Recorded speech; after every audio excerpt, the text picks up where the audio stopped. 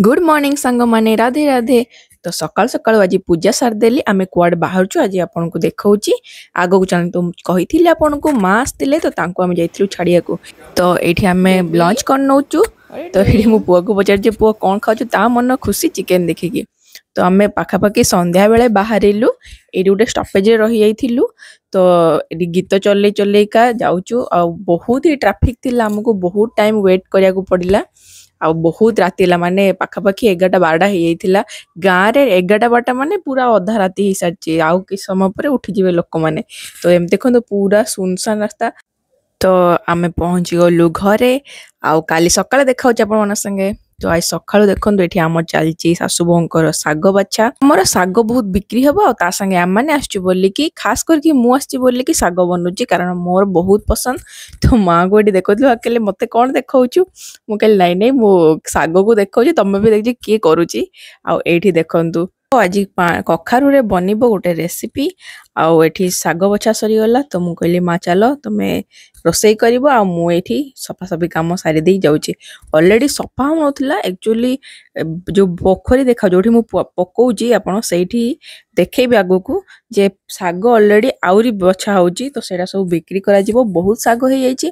तो ताको यदि न काटिबे काहा को न देबे ताहेले से गुडा को फुणी मरी जिवो। तो सेथि पई तो मु एपटे टिके झाड़ फाड़ लगे देली आ मते बहुत भोक लागिला गोटे मुड़की ने गेस देखन साग बाचिले हातर अवस्था कोन होय कळा कळा हे एछि ना नखोडा। तो एडी देखिया गाउची देखंतु मां बसिकी ता भितरे काटछंती मते तो प्रबल डर मु केबे भी पानी भितर जाइनी कि मते पाखु जाई बसिया भल लागे सेठी आउ जणे भी काटुचंती। तो एडी बहुत सारा मु तळु को एटा देखै होनथला तो से माने बाहर सब आसले एठी सब भाग भाग करिकि नै आउचंती। एटा एक्चुअली मु भाबिली बिक्री होउची किंतु बिक्री होनथला एमती फ्री रे ही दउचन समस्त को। मु चेंज करके आसी पहुंचला बेले को आउ थरे पुणी साग गेल हो एती छोटो साग अछि एटा मु बाछि दउची। तो मा जाइले पुणी आनिया को लोक मान को आउरी साग दवा पे। तो से देखंतु मु दूर थाई आपन देखौची बाल्टी ने गेचन सेइथिरे भरी के आनिया ताको इजी हबो से बास बन जिबा गोटे भोजी को। तो सेथि पई चालू आमे देखंतु एटा पूरा गाँव रो दृश्य पूरा दुई पट साइड रे ताटी बाड़ आ मु एठी मुंडरे ओढना देकी चालली माँ को फॉलो करी करिका देखंतु एटा होची बाड़ीपट रास्ता जो कहंती थाए ना दांड पटे गोटे रास्ता बाड़ीपटे गोटे रास्ता देखंतु पोखरी केते सरू गली हेची एठी बता बाड़ भी करा हेची ता भितरे आमे जाउचु। तो एठी देखो के कलरा गछ लगेचंती कल्ला फळीची केते सारा परिया पत्र भी लगेचंती ता संगे फूल गछ भी लगेचंती आ एठी देखो पूरा घना जंगल एठी के दिन बेला भी केही आसंतीनी आमे तिनी मूर्ति पूरा साहस करी के आछू। तो एठी मु देखौची एई पटे रास्ता मु थरे आसले किंतु मते रास्ता जोना से माने सब दिन रोचन ताको रास्ता जोना ने बाहा पिया टिके बेसी आउ कौन करिया चलंतु एठी पुओ भी जाउची। तो आमे ए जंगल भितरे पसपसी पहुंची गलु शॉर्टकट रास्ता रे आ हेइतला बढ़िया भोजी साधा। तो खाई पी के आसिलु आउ एपटे पुणी आसला बेले आमे आउ गोटे रोड नेलु। तो मु एठी देखेबी आपन गोटे ठाकुर मंदिर बना होउची जेमतो आस्थान को जे सेटा।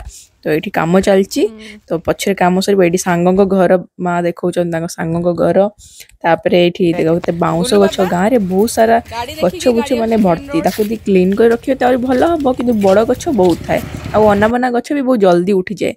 देखंतु केते सबुआडे पोखरी ओले ठाकुरानी को पोखरी आ एटा होची आमर टिओल हम घर आगे सोसाइटी हॉल आ एठी गोटे छोट दुकान टे अछि। तो एटा होची आम रास्ता देखो खजुरी गछ भी बहुत सारा अच्छी एटा आउ गोटे दिन आपन को देखौची। तो भोर उठी कोन करा जे एटा तो प्राय सकाळ सकाळ हे गलानी। तो पानी में चौरा को आगे धोई दिया हुए आउ तापर जाई कि गाधे की पूजा करा जाए किंतु मु ए जिंसटा बुझी पारेनी कोन पई। तो मु गाधे की ही डायरेक्ट करे मते लागे अगाधुआ पूजा करिया को कि पानी ढालिया को मते वाला एक गछ देखचंती केते वर्ष पुराना को जणा भी नाही। मोर घर पूजा सरी गला। गुड मॉर्निंग संग माने केमती अछंती आपन समस्ते। तो आमे एबे गाँ रे अछु। तो मु आपन मन को गाँ रो व्यू सहित कोन कोन करूछु ता संगे आमे सेठी भुवनेश्वर रे आसला बेले कोन कोन करथिलु पूरा फंक्शन थिला सेठी जाइथिलु। तो मु आपन मन को सब जिंस देखैबी आज ही ब्लॉग पड़िबो। सॉरी संग माने बहुत लेट हे गला एक्चुअली तो बहुत काम रही जाउची ता संगे एपट सेपट हबा पड़ुची मु बिल्कुल भी टाइम दे पानी मो देह भी टिके मझिरे खराब हे जाइतला। तो आसंतु स्टार्ट करिबा ब्लॉग कौन कौन हो जाए दिन सारा कम ऑन। तो मु सकाळे चालली लुगापटा नहीं कि सुखिया को मते घर ए टू जेड सब काम सारी देले ही मते भल लागियो तापरे मु किछ करबी। आठी लुगा सुखिया आसी देखला लकु अरे काली रो लुगा भी सुकुची तो ताकू से सब बाहर करके नै जिबी तापरे नुआ लुगा पके देबी। मते आज जिबार अछि मंदिर ତ ଆମେ ଭାବିଥିଲୁ ଗାଁରେ 2 ଦିନ ରହିଯିବୁ ସଟରଡେ ସଣ୍ଡେ ଯେହେତୁ ଅଛି ମଣ୍ଡେ ସାରିକି ଆସିବୁ। ତ ଏଇଠି ଦେଖଉଛି ଆପଣଙ୍କୁ ଛାତ ଉପର କେତେ ସାରା ଏଇ ଦେଖନ୍ତୁ ଏଇ ପୋଖରୀ କଥା କହୁଥିଲି ଛାତ ଗୋଟେ ଭଲ ଦେଖାଉଛି। ଆଉ ଏବେ ବାହାରିଲି ମୁଁ ମନ୍ଦିର ଯିବା ବାଟରେ ଦେଖଉଛି କେତେ ସୁନ୍ଦର ପୋଖରୀ ଏଇଟା ହଉଛି ମନ୍ଦିର ପୋଖରୀ। ଆଉ ଏଇଠି ଗୋଟେ ମସଜିଦ୍ ବି ଅଛି। ଏଇଟା ବି ଦେଖନ୍ତୁ ଏଠି ପାଖରେ ମନ୍ଦିର ତା ସେପଟ ସାଇଡକୁ ମସଜିଦ୍। ଆଉ ଏଇଠି ଶିବଙ୍କର ଯୋଉ ତ୍ରିଲୋଚନେଶ୍ୱର ଅଛନ୍ତି ତ ସେଇଠି ମାନେ ଫୁଟା ମହାଦେବ କୁହନ୍ତି। ଆମ ପଟେ ମାନେ ଠାକୁର ଦେଖାଉନଥିବେ ଭିତରେ ଥିବେ। ଗୋଟେ ସମ୍ବଲପୁରୀ ଶାଢ଼ୀ ପିନ୍ଧିଛି ଦେଖନ୍ତୁ କେମିତି ଲାଗୁଛି। ମୁଁ ଏଠି ପୋଷ୍ଟ କରିଦେବି ଉପରେ। ଗାଁରେ ବହୁତ ଶାନ୍ତି ଥାଏ ବଟ୍ ଯେଉଁ ଗରମ ଆଉ ଖରାର ଟେନସନ୍ ସେଟା ବହୁତ ଇରିଟେଟ୍ କରୁଛି। ଯେଉଁମାନେ ନୂଆ ଆସିଛନ୍ତି ମୋ ଚ୍ୟାନେଲକୁ ସବସ୍କ୍ରାଇବ୍ କରିବାକୁ ଜମାରୁ ଭୁଲନ୍ତୁନି। ଆଉ ଯେଉଁମାନେ ଅଛନ୍ତି ତ ଲାଇକ୍ ସେୟାର ଟିକେ କରନ୍ତୁ, କମେଣ୍ଟ ତ ନିହାତି କରନ୍ତୁ। ଆଉ ହଠାତ୍ ଆମେ ପଳେଇ ଆସିଲୁ ଗାଁରୁ। ମୁଁ ଦେଖାଉଛି କ'ଣ ପାଇଁ ଆସିଲୁ, କାରଣ ପୁଅକୁ ଟିକେ ନେବୁଲାଇଜର ଲାଗିଲା। ତାକୁ ଏତେ ଥଣ୍ଡା ଆଉ କଫ ହେଇଯାଇଥିଲା ତ ତାକୁ ହେଲ୍ଦି ଖାଇବାକୁ ବି କୁହାହେଲା। ତ କିଛି ବି ତେଲ ମସଲା ନ ୟୁଜ୍ କରି ତା ପାଇଁ ଖିଚଡ଼ି ଟାଇପ୍ର ବନେଇ ଦେଉଥିଲି। ଆଉ ତାର ଏକ୍ଜାମ୍ ଏପଟେ ଷ୍ଟାର୍ଟ ହେଇଗଲାଣି କିନ୍ତୁ ମୁଁ କ'ଣ କରିବି ତାକୁ ମାଇଣ୍ଡ ଫ୍ରେଶ୍ କରିବା ପାଇଁ କେଉଁଠି ଚିତ୍ର କରି ଦେଖାଉଛି କି ତା ପାଇଁ କିଛି ନିଜେ ପ୍ୟାଣ୍ଟ ବନାଉଛି। ଏଠି ଦେଖନ୍ତୁ ହାତରେ ଗୋଟେ ପ୍ୟାଣ୍ଟ ବନାଉଛି। ତ ଏମିତି କରି ତା ମାଇଣ୍ଡ ଫ୍ରେଶ୍ କରୁଥିଲି। ପାଠ ତ ସେ କରିଦେବ, ଏବେ ଯଦି ଭୁଲ କରୁଛି ନେକ୍ସଟ ଟାଇମ୍ରେ ବି କରିଦେବ, କିନ୍ତୁ ତା ଦେହକୁ ତା ମାଇଣ୍ଡକୁ ଷ୍ଟ୍ରଙ୍ଗ କରିବା ନିହାତି ଜରୁରୀ। ଯଦି ସେ ବିଲକୁଲ ସ୍କୁଲ ଯିବାକୁ ନ ରାଜି ହେବ ତାହେଲେ ତାକୁ କ'ଣ କରିବା। ପାଇଁ ମୁଁ ତାକୁ ରେଷ୍ଟ୍ରିକ୍ସନ୍ ନ କରିକି ଏଇଠି ଖେଳରେ ବି ମତଉଛି। ତା ଭାଇ ଆସିଯାଇଛି ତାର ସାଙ୍ଗେ ଖେଳିବା ପାଇଁ। ଆଉ ମୁଁ ତାକୁ ଟିକେ ବାହାରକୁ ବି ନେଇଯିବି।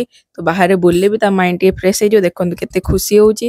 ଏବେ ଏମିତି ମାଇଣ୍ଡ ଫ୍ରେଶ୍ ରହିଲେ ତାକୁ ମୁଁ ଯଦି 1 ଘଣ୍ଟାରେ ଟିକେ କିଛି ପଢ଼େଇ ଦେବି ସେ ଯେତିକି କରୁଛି କରୁ, ମୋ ମନ ବି ଖୁସି। କିଛି ବି ପ୍ରେସର ଦେବାର ନାହିଁ। ଆଜିକାଲି ଯେମିତି ପାଠପଢ଼ା ହେଲାଣି ପିଲାଙ୍କୁ ବେଶୀ ପ୍ରେସରାଇଜ୍ କରିବାଟା ଠିକ୍ ବି ନୁହଁ। ତ ମୁଁ ତାକୁ ନେଇଯାଇଛି ଏବେ ଟିକେ ବାହାରକୁ। ଆଉ ରହିଲି ନେକ୍ସଟ ବ୍ଲଗ୍ରେ ଦେଖାହବ। Thank you for watching. ଜୟ ଜଗନ୍ନାଥ।